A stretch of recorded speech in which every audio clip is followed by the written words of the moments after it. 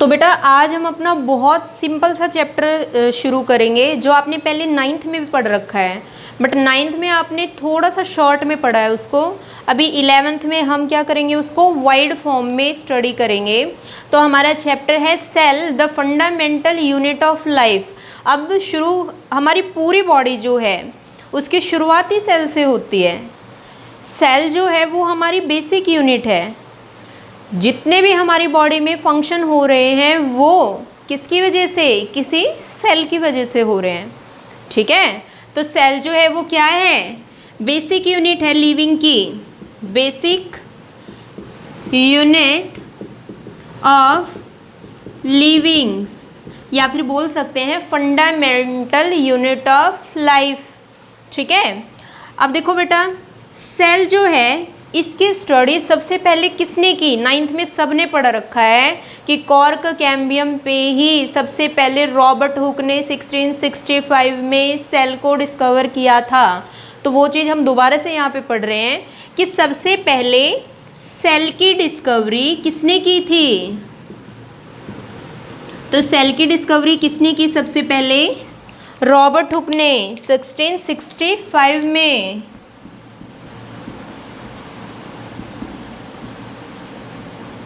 Robert Hooke ने study की थी, और रॉबर्ट हुक ने जब सेल को डिस्कवर किया तो किस पे किया था, कॉर्क कैम्बियम पे किया था।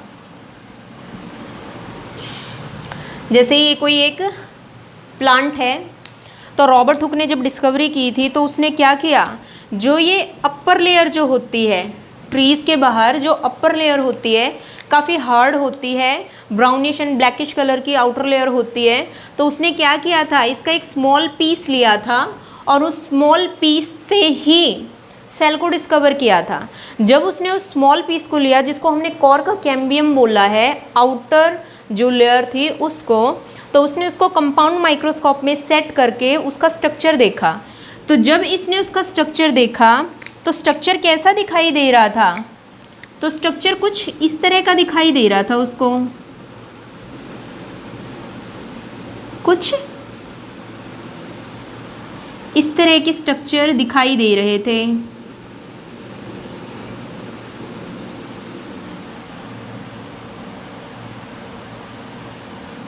इस तरह से ऐसे ऐसे स्ट्रक्चर दिखाई दे रहे थे। तो ये ऐसे ऐसे स्ट्रक्चर जो दिखाई दे रहे थे ये क्या थे, ये स्मॉल रूम की तरह दिखाई दे रहे थे। जैसे छोटे छोटे रूम होते हैं वैसे स्ट्रक्चर दिखाई दे रहे थे। तो इन स्मॉल स्ट्रक्चर से ही ये एक पूरा का पूरा बड़ा सा मास बना हुआ है। तो उन स्मॉल पीसेस को ही रॉबर्ट हुक ने क्या नाम दिया था, सेल का नाम दिया था। स्मॉल पीसेस को क्या नाम दिया था, सेल का नाम दिया था। बट ये देखो अब कॉम्पिटिटिव एग्जाम में क्वेश्चन बनता है आपका यहीं से, चैप्टर की शुरुआत से ही क्वेश्चन बनता है। क्या क्वेश्चन बनेगा कि रॉबर्ट हुक ने सबसे पहले जिस सेल की डिस्कवरी की थी वो किस टाइप की सेल थी। अभी देखो यहाँ, अभी मैंने कहा कि भाई ट्रीज़ के बाहर जो ये लेयर होती है कैसी होती है, हार्ड होती है। तो कोई लिविंग सेल जो है वो कभी भी इतनी ज़्यादा हार्ड नहीं हो सकती। जो डेड सेल होती है वो क्या है, वो हार्डनेस का कैरेक्टर लाती है अपने में। तो जो आउटर लेयर जो है यहाँ पे डेड सेल प्रेजेंट थी। तो रॉबर्ट हुक ने जो सबसे पहले सेल की डिस्कवरी की थी वो कौन सी सेल थी, डेड सेल। तो यहाँ पे कॉम्पिटिटिव एग्ज़ाम में क्वेश्चन आने वाला जो है वो आपका क्या बन गया कि जो फर्स्ट डिस्कवरी थी सेल की, जो फर्स्ट डिस्कवरी थी सेल की वो कैसी सेल थी, वो एक डेड सेल की डिस्कवरी हुई थी। और डेड सेल की डिस्कवरी हुई तो उस प्लांट का नाम भी बताओ जिस प्लांट के ऊपर से उस लेयर को लिया, कॉर्क कैम्बियम को लिया। तो ये भी पूछा जाता है सेकंड इम्पोर्टेंट क्वेश्चन कि बताओ भाई उसका प्लांट का नाम क्या है जिससे कॉर्क कैम्बियम लिया, जिससे डेड सेल का पता चला। तो प्लांट का नाम क्या था, क्विरकस। प्लांट का नाम क्या था, क्विरकस प्लांट। कई बच्चों को तो ये बोलने में भी थोड़ा अटपटा लगेगा, पर जैसे ही मैं एक बार बोल लूँ, जैसे मैंने बोला क्विरकस, तो अपने मन में उसको 2 से 3 बार बोल लो, फिर क्या होगा, वो बहुत जल्दी आपको याद होना शुरू हो जाएगा। तो ये हमने पढ़ा कोर कैम्बियम, ये क्या थी, आउटर लेयर। आउटर लेयर जो है वो कैसी थी, हार्ड थी। अब हार्डनेस किसका कैरेक्टर है, किसी डेड सेल का। तो इसका मतलब बाहर बाउंड्री पे जो सेल होती हैं वो कैसी होती हैं, डेड सेल होती हैं। तो जो रॉबर्ट हुक ने सबसे पहले डिस्कवरी की थी वो किस टाइप की सेल थी, वो डेड सेल थी। तो डेड सेल थी तो कौन सा प्लांट था, क्विरकस प्लांट था। ओके, ये तो हो गया सेल की डिस्कवरी के बारे में। अब बेटा ये तो हमें पता चल गया कि भाई फर्स्ट सेल जो थी वो हमारी डेड सेल थी। तो फिर लिविंग सेल के बारे में किसने बताया, तो लिविंग सेल के बारे में बताया एंटनी वॉन ल्यूवेनहुक ने। एंटनी वॉन ल्यूवेनहुक, इसने किसके बारे में बताया, इसने सबसे पहले लिविंग सेल के बारे में बताया था। ठीक है, लिविंग सेल के बारे में इसने, और जैसे उसने प्लांट के ऊपर डेड सेल को स्टडी किया था वैसे ही लिविंग सेल में इसने बैक्टीरिया, स्पर्म सेल, ये हम आगे डिटेल से पढ़ेंगे, शेप वगैरह सब इनकी। तो फिलहाल के लिए ये याद रखना है आपको कि लिविंग सेल जो है उसको किसने डिस्कवर किया था, एंटनी वॉन ल्यूवेनहुक ने। अब देखो बेटा मैंने ये कहा कि भाई सेल होती है हमारी बेसिक यूनिट, हमारे चैप्टर का नाम भी है the fundamental unit of life. तो कैसे होते हैं एक बार ये देखो। अब देखो सेल जैसे एक सिंगल सेल है, ठीक है। अब सेल जो है इसका ग्रुप बन गया, मतलब बहुत सारी सेल आपस में जुड़ गई, एक ग्रुप बन गया। तो सेल का जो ग्रुप है उसको क्या बोल दिया हमने, टिश्यू बोल दिया। अब इस टिश्यू ने क्या किया, कोई एक ऑर्गन बना दिया, कोई एक ऑर्गन, ठीक है। अब ऑर्गन किसके अंदर होगा, कोई हमारा पूरा ऑर्गन सिस्टम होगा। जैसे मान लिया मैंने यहाँ पे स्टमक की बात करी कि ऑर्गन क्या बन गया, स्टमक। अब जो स्टमक है वो किस सिस्टम में आता है, हमारा पूरा ये कौन से सिस्टम में आता है, डाइजेस्टिव सिस्टम में आता है। तो ऑर्गन्स मिलकर के क्या बनाएंगे, ऑर्गन सिस्टम बनाएंगे। जब हमारे में ऑर्गन सिस्टम बन गए, जैसे हमारे में हमारा डाइजेस्टिव सिस्टम बन गया, जैसे हमारे में हमारा सर्कुलेटरी सिस्टम बन गया, और कई सारे सिस्टम बन गए। अब सारे सिस्टम बनने के बाद क्या होगा, कोई इंडिविजुअल बनेगा। मतलब क्या है कि कोई लिविंग बीइंग बनेगा, कोई ह्यूमन बीइंग बनेगा। तो इसका मतलब स्टार्टिंग वहाँ से हुई थी, पहले सेल, सेल से टिश्यू, टिश्यू से ऑर्गन, ऑर्गन से ऑर्गन सिस्टम, और ऑर्गन सिस्टम से क्या, इंडिविजुअल। तो इसलिए हम क्या बोलते हैं, सेल को बेसिक यूनिट। तो बेटा देखो ये याद रखना है आपको, एंटनी वॉन ल्यूवेनहुक जो है उसको हमने किस चीज़ के लिए याद रखना है कि भाई लिविंग सेल को डिस्कवर किया था इसने, ठीक है। एक चीज़ और जो याद रखने की है कि भाई सबसे पहले सेल के अंदर जो न्यूक्लियस होता है उसको किसने डिस्कवर किया था। सो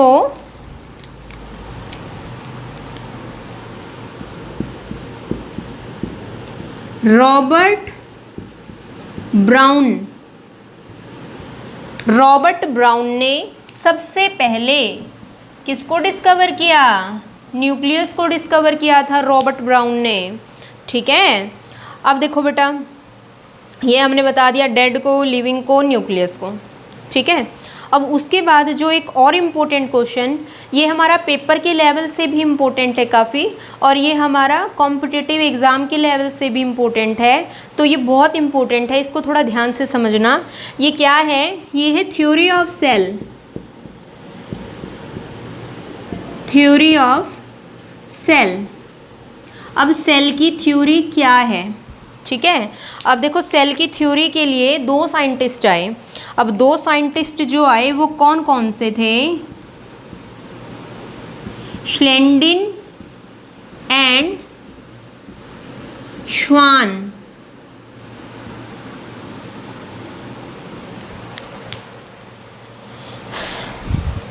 श्लेंडिन एंड श्वान दो साइंटिस्ट थे। तो इन्होंने एक एक पॉइंट दिया सेल थ्योरी में। तो वो कौन कौन सा पॉइंट था,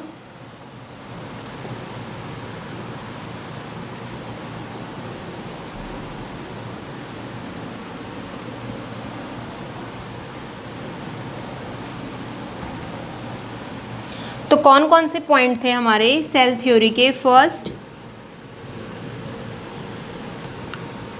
cell is the basic unit of life.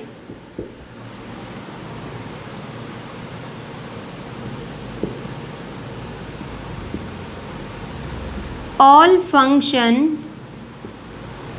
is the product of cell.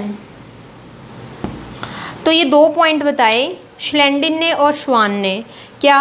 कि भाई सेल जो है वो बेसिक यूनिट है, और दूसरा कि हमारी बॉडी में जितने भी फंक्शन होते हैं उन सबको कौन करता है? सेल करवाती है. अब ये दो पॉइंट बताए, बट इन दो पॉइंट के बाद भी सेल थ्योरी जो है वो कुछ अधूरी सी लग रही थी. तो सेल थ्योरी को कंप्लीट करने के लिए श्लेंडिन, श्वान के साथ एक तीसरा साइंटिस्ट भी आकर के जुड़ गया, और जब वो तीसरा साइंटिस्ट इन दोनों के साथ आया तो सेल थ्योरी का नाम पड़ गया मॉडर्न सेल थ्योरी. जब श्लेंडिन एंड श्वान के साथ एक तीसरा साइंटिस्ट भी आ गया तो सेल थ्योरी का नाम क्या पड़ गया? Modern cell theory. तो देखो, मॉडर्न सेल थ्योरी में फर्स्ट पॉइंट तो यही था जो श्लेंडिन ने दिया है, सेकंड पॉइंट भी यही था जो श्वान ने दिया था. अब यहाँ पे क्या है? यहाँ पे एक थर्ड पॉइंट आया. जो थर्ड पॉइंट किसने दिया? थर्ड पॉइंट दिया था, साइंटिस्ट का नाम इधर लिख रही हूँ मैं, रुडोल्फ विर्चो. किसने दिया? Rudolf Virchow.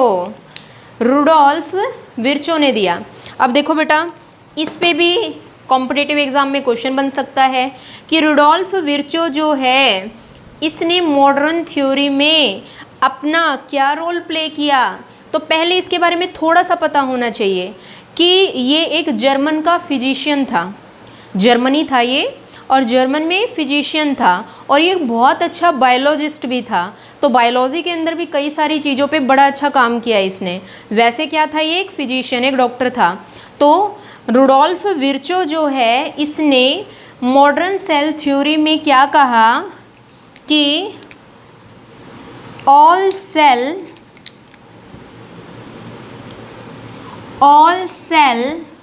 are arise from the pre-existing cell. इसने क्या कहा कि भाई हम ये तो कह रहे हैं कि भाई एक सेल से ही सब लिविंग की शुरुआत हुई है, एक सेल से ही पूरी बॉडी बनी है, बट वो एक सेल भी किससे बनी होगी? कोई पहले से कोई सेल होगी उससे बनी होगी, कोई प्री एग्जिस्टिंग सेल होगी उससे बनी होंगी. तो इसने क्या कहा कि भाई हम कह रहे हैं सेल के बारे में, ठीक है, बट जो सेल है वो भी कहाँ से अराइज हुई है? किसी प्री एग्जिस्टिंग सेल से अराइज हुई है. और इसने इस पूरे पॉइंट को अपनी भाषा में कहा, जर्मन का था तो इसने अपनी भाषा में इस पॉइंट को क्या कहा? ओमनिस सेल्यूला ई सेल्यूला. क्या कहा इसने? ओमनिस सेल्यूला ई सेल्यूला. अब इसका मतलब क्या था कि भाई जितनी सेल जो हैं वो एराइज हुई हैं वो कहाँ से हुई हैं? किसी प्री एग्जिस्टिंग सेल से, जो पहले से एग्जिस्ट कर रही है वहाँ से एराइज हुई हैं. तो ये पॉइंट किसने दिया? ये दिया रुडोल्फ विर्चो ने. और ये था थर्ड पॉइंट जो हमारा सेल थ्योरी में आया. पहले कौन से थे? श्लेंडिन एंड श्वान. तो तब हमने सिर्फ सेल थ्योरी कहा था, बट जैसे ही रुडोल्फ विर्चो ने अपना थर्ड पॉइंट दे दिया, हमने थ्योरी को क्या बोल दिया? Modern theory. ठीक है, तो तब तक के लिए बेटा आपको ये सब पढ़ना है. इससे आगे अगले लेक्चर में होगा. तब तक के लिए बाय बाय.